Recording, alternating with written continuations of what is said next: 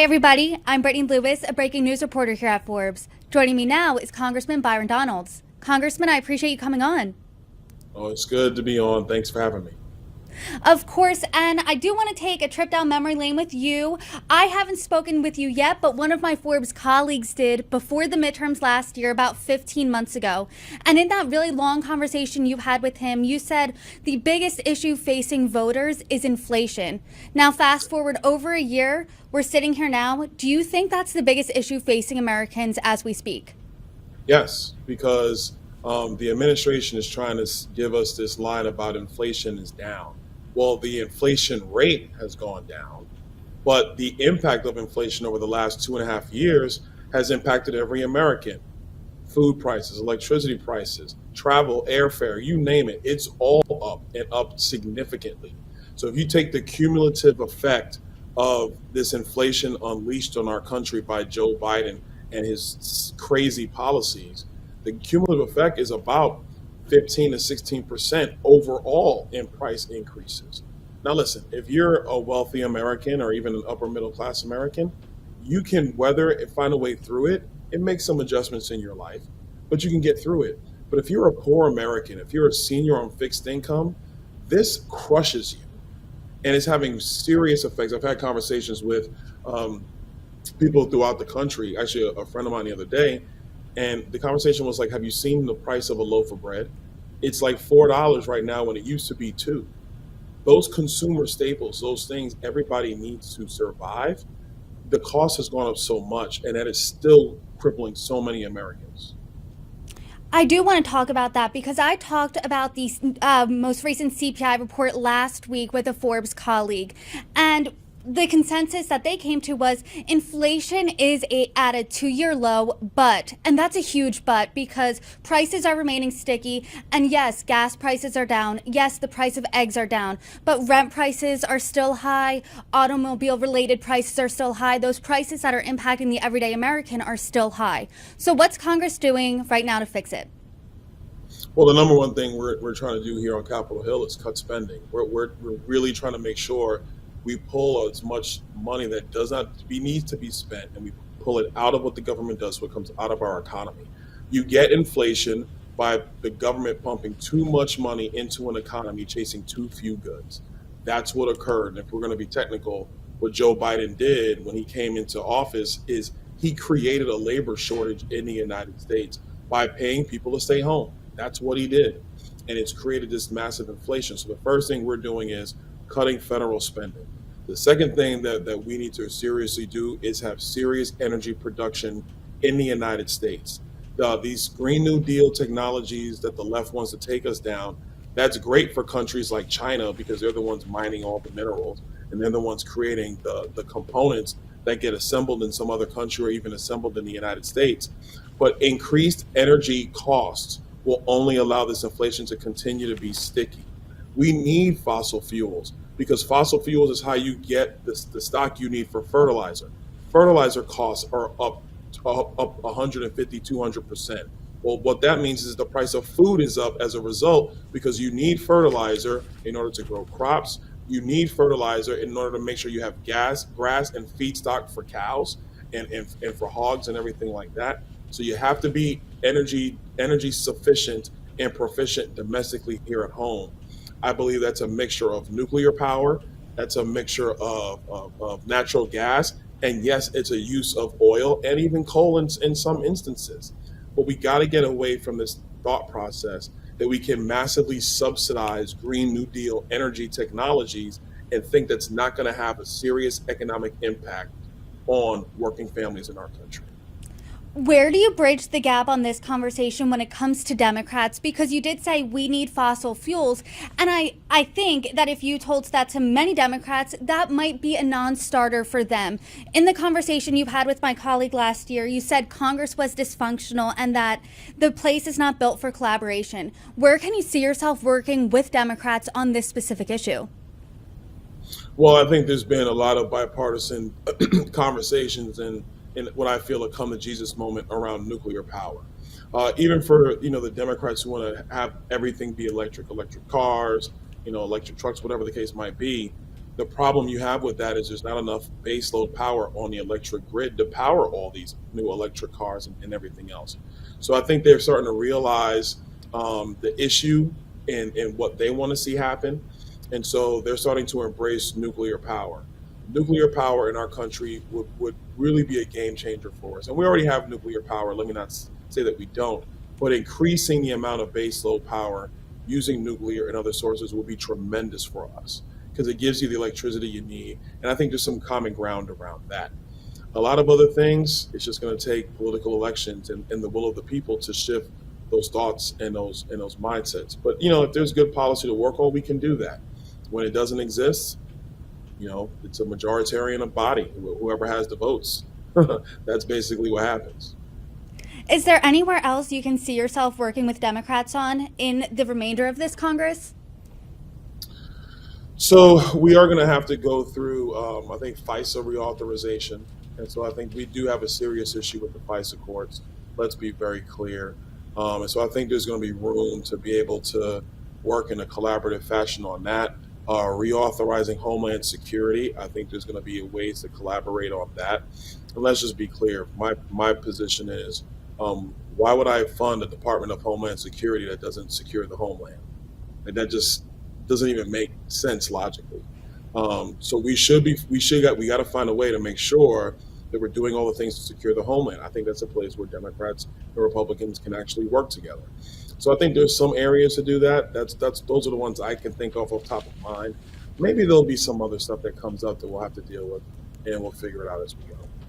Can we talk a little bit more about specifically securing the homeland? Because I feel so lucky to have the opportunity to talk to both Democrats and Republican members of Congress. And in every single conversation, the idea of the border has come up. There's a crisis at the border is not secure. Both sides agree on that. So where can there be an understanding here of, hey, we do recognize a problem, here's how we fix it? That's going to be tough. I'm just going to be honest with you, because a lot of my Democratic colleagues won't even go to the border. And I've been on field hearings where the border is 2 miles away from the field hearing. They won't go. And it's tough to solve problems if you won't see them firsthand. So I think it's important that the Democrat members who do want to see these issues, those are the people that we have to go to first and work with and be constructive about this. We cannot have a border where the cartel has operational control. And what a lot of Americans need to understand is that under Joe Biden's use of asylum, or his misuse of asylum, in my view, the drug cartels have operational control of our southern border. That's unacceptable, especially considering the amount of fentanyl that's flowing into our country. So I think there's ways to do this while understanding that, yeah, we have people who desire to come to the United States. Ronald Reagan said it best. Look, we can have our walls, but there should be doors for people with the means and the want and the desire to get here. But that's through an orderly legal process, not by abusing the asylum provisions of our laws. In the conversation with my Forbes colleague last year, you expressed your support for term limits. You said you will not be in Congress forever. You're on the younger side of Congress. NBC calculated the average age of a member in this Congress is 57.5 years old. You are well below that. So what do you see for yourself next in terms of political career, political move? What's next for Byron Donalds? I don't know. I honestly don't. I mean, look, everybody speculates. I hear the talk about different offices and things like that. But what I learned a long time ago is you can't plan politics. All you could do is do your job, be in position, and if something opens up, then you make that decision, or you don't. So for me personally, I told my district, you basically got 10 years out of me max. That'll take me to being about 51, 52 years old, and then it'll be time for somebody else. I think fresh blood coming in is a good thing, is going to be a very good thing for this institution. And I know that we have a lot of members who've served for a very long time here, and I respect them and all that they've tried to do and accomplish for our country. Some I disagree with, and we have those disagreements. But we have to get to a place where there is a refreshing mindset that comes through the halls of Capitol Hill. And that goes for me too. Let's talk about that refreshing mindset, because as of right now, as 2024 is shaping up, it seems to be like a 2020 rematch. You support former President Donald Trump in his re-election, or in his bid, in his campaign. Biden is running against him. This is 2020 all over again. So what do you see as the future of politics in this country and the future of the GOP? Oh man, I think that the future of politics is actually going to get a lot younger, a lot more dynamic. I think some of the racial lines in our politics are really going to start to erode. Like I think you could see it even with black male voters. They're starting to lean much more Republican, lean more conservative. I think I saw a poll this morning or a survey that said Gen Z voters, 52% of them are independents. Like 52% of Gen Z voters are independents. They're not Republicans or Democrats. And I think that what you're going to see is a much more dynamic political environment. My biggest hope I would love to see us accomplish as a country and as a people is that we just get away from political dogma. I think political dogma, political narratives have really hurt us as a country. And what I would love to see is that we just have full-throated debates and discussions about the issues that are happening in front of us, and then you just try to craft a logical solution to solve it. But these dogmas based upon, party politics or power dynamics is not working for the country because the people suffer. How do you think we move away from this? Because I think you'd be hard pressed to find any American to say, wow, politics have really been a peaceful past few years. So how do you move on in a way that there's understanding between both parties? Well, the first thing is that we have some responsibilities up here on Capitol Hill to clean out the federal bureaucracy. And the reason why that matters in terms of politics is because, yes, we have agencies that have been suppressing free speech. That is unacceptable, it is unconstitutional, and it's un-American. The very basis of our nation is that you are free to speak your mind without retribution from the government. That's not been occurring. So if you want to have an open political process where people can exchange ideas and get away from dogma, they got to be able to express their views. and and for federal agencies to use their power to suppress speech undermines our republic. It undermines our democracy. So that's step one. Step two are actually shows like this one. I think getting away from the big media platforms. And I know Forbes has been around for a long time, great publication.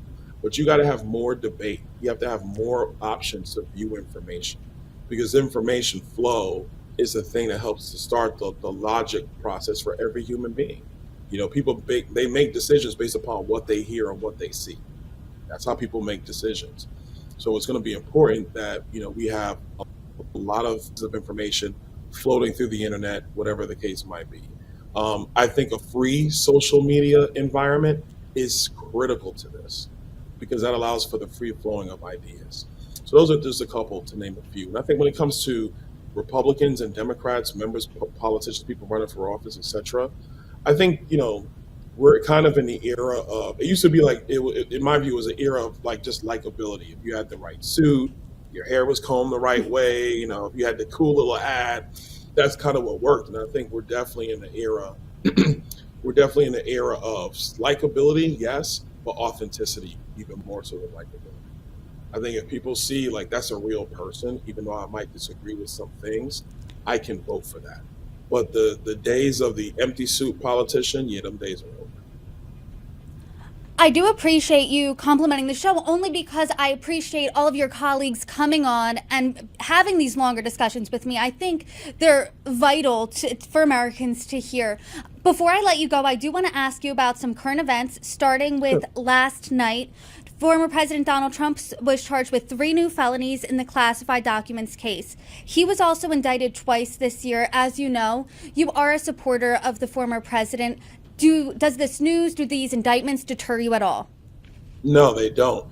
And I will add, they actually embolden my support for President Trump because what we are seeing is a two-tier justice system. What we are seeing is the weaponization of the Department of Justice against political rivals.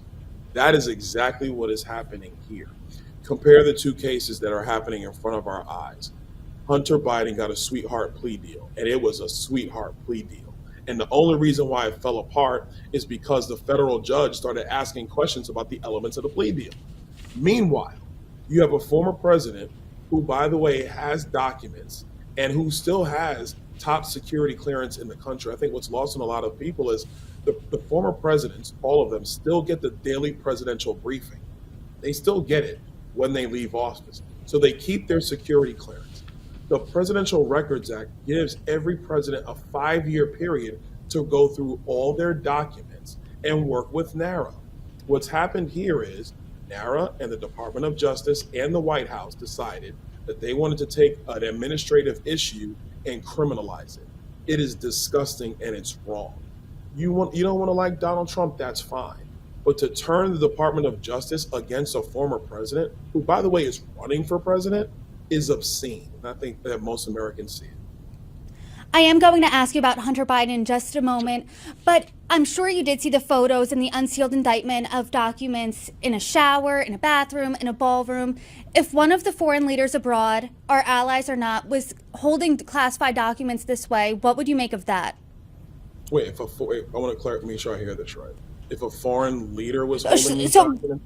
so no, not our documents. So if Oh, what would your reaction be if a former leader of one of our friends kept their documents this way? Like the former leader of Germany, the former leader of the UK, someone like that. well, the first thing is, and this is where these pictures come in. First, that's a leak from the Department of Justice, which, by the way, is a criminal act. The Department of Justice is not allowed to leak information to the press.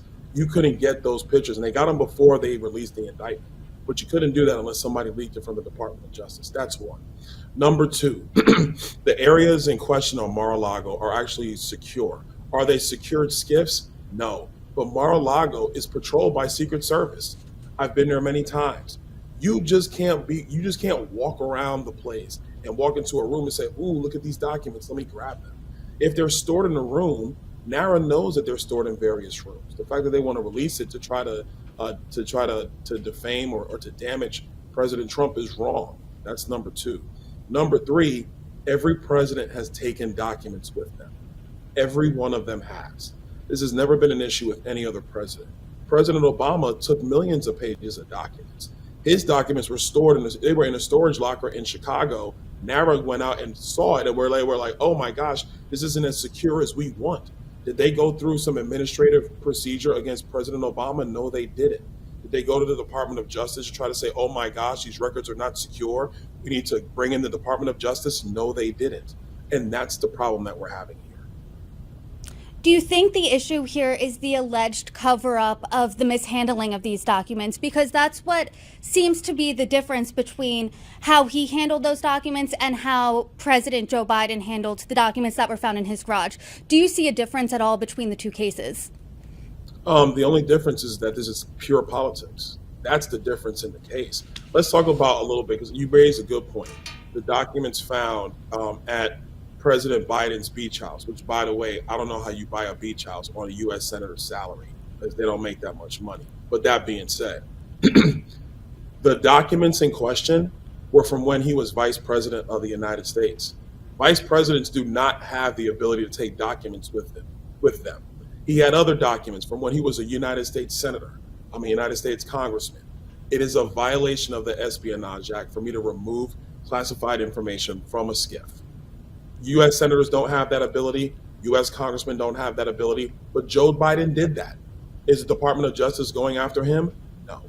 The only reason why they're doing this is because Donald Trump is running for president, and they're trying to weaponize our justice system. It's wrong. So there's no justification for what they're doing. Let me add this. Jack Smith, the special counsel, he was actually up to be a U.S. attorney. You know who didn't let him be a U.S. attorney? Donald Trump, because he didn't give him the job. So Jack Smith doesn't have any issues with Donald Trump. Give me a break. This is the problem that is going on. Oh, and by the way, the special counsel looking into the Joe Biden document case, they're still doing their investigation. So why is it that their investigation moves very, very slow? Because Joe Biden had documents that were not secure, that he shouldn't have had anyway, versus Donald Trump's, who were actually secured in his property. That is secured by Secret Service. This is what I'm talking about. If you want to say how he handled documents, this is why the president and every former president has the ability to cooperate with NARA over a 5-year period. Congressman, I do hear your support of the former president, and I am curious. I know this is a hypothetical, but let's say he tapped you to be vice president. Is that something you would be interested in? Yeah. I mean, it's an honor. Look, the funny thing is, people give these political answers. Oh, well, I'm just working on behalf of my community, and but come on, man. If you're asked to serve in that capacity, who says no? Unless you legit, once you really go through that process, and it may not be a good thing for your family, it just may not be time. You might want to do something else, etc. And that's all fine. Everybody makes decisions, but to consider it, of course, anybody would. And do you think this would be the time? I don't know. You got to see. You got to see where you are when you get there, and that's me. That's how I am. I always, when I talk to my sons, I always try to tell my sons, like, listen, when you come to these points in your life, yeah, you're gonna have to make a hard decision sometimes. I always tell them, take the hard road. You actually come out a better person at the end. That's my advice for my own children. But I think in terms of preparing yourself for the next thing, my attitude is just stay ready. You got to always be ready. If you stay ready, you don't got to get ready. That's the way I am. Well, I love that advice. And I do now want to switch gears really quickly to Hunter Biden. You did mention that that plea deal did crumble earlier this week. What do you make of that? I think the reason why the plea deal fell apart is because it was a bogus plea deal. This is something to sweep what Hunter Biden has been doing under the rug. One of the parts of this plea deal is that they try to give him immunity from any charges dealing with being an unregistered foreign agent. Now, what people need to remember is Paul Manafort, who worked for Donald Trump, he was an unregistered foreign agent. They threw Paul Manafort in jail. The Department of Justice just tried to immunize Hunter Biden from prosecution for that very same thing. So that is serious issues in my view, of obstruction of justice at the Department of Justice, let alone the fact that the IRS investigation was slow walked and stonewalled by elements of the Department of Justice. David Weiss wasn't allowed to bring charges in California and DC because the AUSAs didn't want to do that. Like, why would you not want to? So I think what you're seeing here overall around Joe Biden is a web of corruption where Hunter Biden was the front man to go take money from foreign countries and foreign companies, and they were influence peddling based upon Joe Biden's position and power. Period. End of story. The House Oversight Committee has been investigating Hunter Biden and his business dealings, and something that has come up is that there isn't that definitive link to Joe Biden and his family's business dealings, what many are calling that smoking gun. How has that investigation been going, and do you think you will find that what many are calling the smoking gun? Well, the investigation is actually going even better than I thought it was going to go. We didn't really know how this was going to happen for us, but what's occurred is a couple things. One, we were able to get access to information using our power as the majority here in Congress. The second thing that started happening is whistleblowers in the federal government started coming forward, talking about, at a minimum, the slow walking of these investigations. And then the third thing that has now occurred is that you have people like Devin Archer, who's going to testify in front of he's going to do a transcribed interview with the Oversight Committee on Monday, where you have other people who are in this orbit, this web of corruption around Joe Biden are now coming forward and they're testifying. I think what we're going to see is we're going to try to start getting access to financial records to make those ties of money coming from Burisma or CEFC or Romania or Russia is a new country that, from my understanding, is going to start coming out soon, and see those ties of how the money flows through companies that Hunter Biden controlled and how he was paying for and or sending money to Joe Biden himself. What I personally think has occurred is that Hunter Biden was paying the bills. And actually, there's a text message that Hunter Biden sent in 2019 to his daughter saying, I'm basically paying the bills from my dad.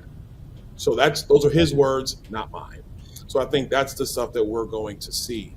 When the IRS came and testified in front of the Oversight Committee, what they clearly said in their testimony was that Hunter Biden was living off of the corporate accounts.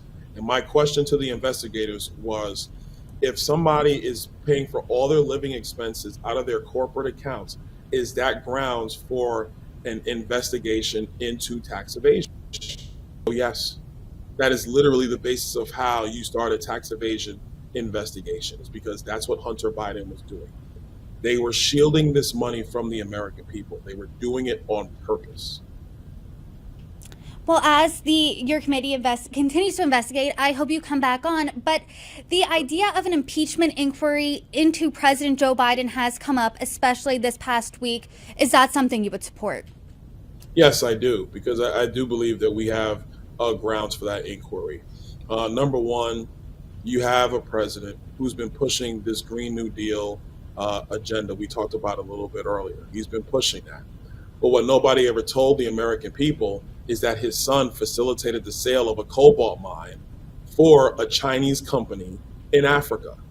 Hunter Biden did that. The New York Times has reported that. So if Hunter Biden's facilitating the sale of a mineral critical to solar panels, and President Biden is pushing a massive agenda for us to get and use and buy solar panels, does anybody think there's not a conflict of interest? That's number one. Number two, it is pretty clear to me that Joe Biden did use the weight of his office to influence policy in Ukraine when he was vice president of the United States. The Burisma executives told the FBI's, or they told the FBI's confidential human source, that the Bidens got $10 million from Burisma. $10 million, right? And then months later, Joe Biden is telling Ukrainian officials in his capacity as vice president that he's going to withhold loans and make sure loans do not go to Ukraine if they keep the prosecutor looking into Burisma. That is public corruption. That's pay for play. The Democrats went after Donald Trump because he talked to Vladimir Zelensky about this issue. Joe Biden actually did the issue. So I think that's grounds number two. Grounds number three is, and this is, I think, this still is what needs to be proven. I do believe that the White House, through Merrick Garland, have obstructed justice by stonewalling and covering up these investigations into Hunter Biden. And if we can prove that, then I believe not only do you have impeachment of Joe Biden, but you have impeachment of Merrick Garland as well. Is that just based on a hunch, or do you think you can find that proof? What does that proof look like? Oh, it's based on no hunch. It's based on the fact that, and let me break this down a little bit more detail. Hunter Biden gets a plea deal. You mean to tell me that the Attorney General of the United States doesn't know what's in that plea deal? That the Deputy Attorney General of the United States doesn't know what's in that plea deal? That the Chief of Staff to the Attorney General doesn't know what's in that plea deal? Second question. You don't think that the White House counsel knows about said plea deal and that the president doesn't know? It's his son. He knows. So that's number one. And I think that it's easy to tie that. Number two, David Weiss, who was investigating Hunter Biden, wanted to bring charges in D.C. and in California. The AUSAs, who all report to Merrick Garland, did not let him bring charges going forward. You telling me the Attorney General made no indication to his other AUSAs that they should allow this to occur? The only person, when you have a district, when you have a U.S. attorney in one district go to another U.S. attorney, the conduit for that is actually the Deputy Attorney General of the United States, who right now is Lisa Monaco. If Lisa Monaco knows, Merrick Garland knows. If the U.S. attorneys in the other jurisdictions stop charges which legitimately should have been brought, that's obstruction of justice. That's not prosecutorial discretion.